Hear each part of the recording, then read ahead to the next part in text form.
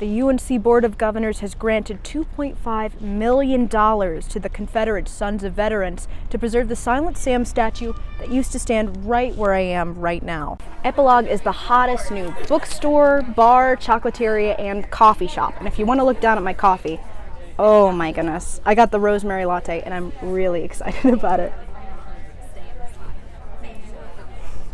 That's really good.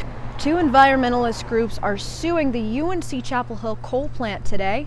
Now they're alleging the coal plant is out of order with its Sierra Club agreement and is spewing too much pollution into the air. And if you look behind me, you can see the smoke funneling out of those vents right underneath the smokestack. This looks pretty heavy, right? Well, imagine doing this 6 days a week, hours on end, with no form of payment. Are students taking a class or being taken advantage of? Today, women across the U.S. gathered to protest recent state abortion bans. They say their voices and their ovaries are ready. The town of Southport, North Carolina is at a crossroads today. They had a public meeting to decide what to do with this land, an abandoned sewage plant. It'll either be turned into a park for public consumption or an extra facility for Southport Marina. Hi, I'm Peyton Furtado. And I'm Betsy Scaresbrick, and you're watching Study Break. It's a show dedicated to delivering the news from students just as out of the loop as you are. The Blockade Runner Resort celebrates 55 years of operation by showing its guests a good time with music, food, and new renovations post-Florence. Carolina scientists have discovered a way to find latent HIV cells. Latent, or dormant cells, have plagued HIV research for decades. They're the reason we can't completely cure HIV, and they're undetectable until now. So we've been working on this idea for almost 20 years now, designing approaches and drugs to specifically try to turn on the virus and sort of bring it out into the open and expose that infected cell to the immune system and allow it to be cleared. Along with other researchers, Dr. David Margolis found a way to activate latent cells harboring the HIV genetic information. If this method is successful in humans, doctors could both destroy and flush the virus out into the open. It works, one, better, and is also safe and tolerable in 2 different animal models. So not just in mice, not just in monkeys, but in both. I think everyone in the field is looking for that incremental knowledge that's going to get us closer. While this is a big step, the cure to HIV is still a ways down the road, but many hope they'll see it in their lifetime.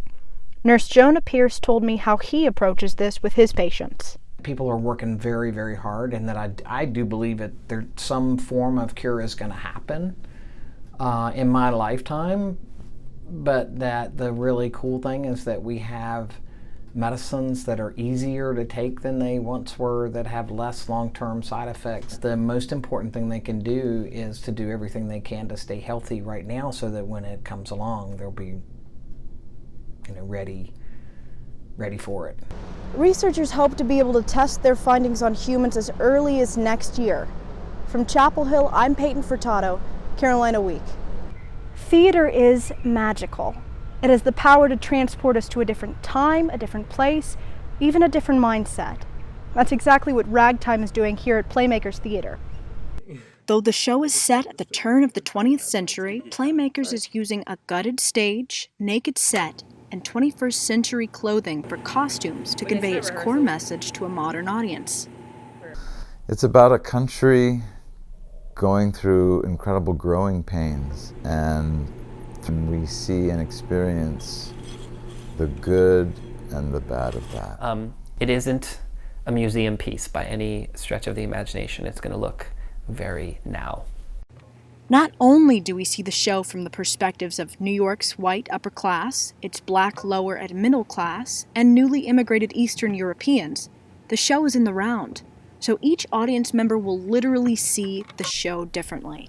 You end up being very surprised with who you find yourself identifying with, because it's not always the people who necessarily look like you or come from where you came from. You think you're getting involved in a play, and then suddenly you get bounced out of the play and you have to think about what you're seeing. But the costumes are what really bring the show's message to life. Evelyn's story kind of goes viral and falls out of her control. You see that mirrored in my costuming as well, that I become more and more objectified. And Playmakers crew, including sophomore Hannah Berg, worked tirelessly to bring the show's vision to life. Sometimes they'll have us help with wardrobe, and I love like putting something on an actor and knowing that like I helped make that. It's really cool to see that on stage. It seems like everyone has worked hard, but why does this show matter? Come because there's no other American musical written in the second half of the 20th century that hits your head and your heart and your spirit all together. Now, if you want to catch that show, it starts this Friday at 7 o'clock and continues to run through the end of the month. From Chapel Hill, I'm Peyton Furtado, Carolina Week.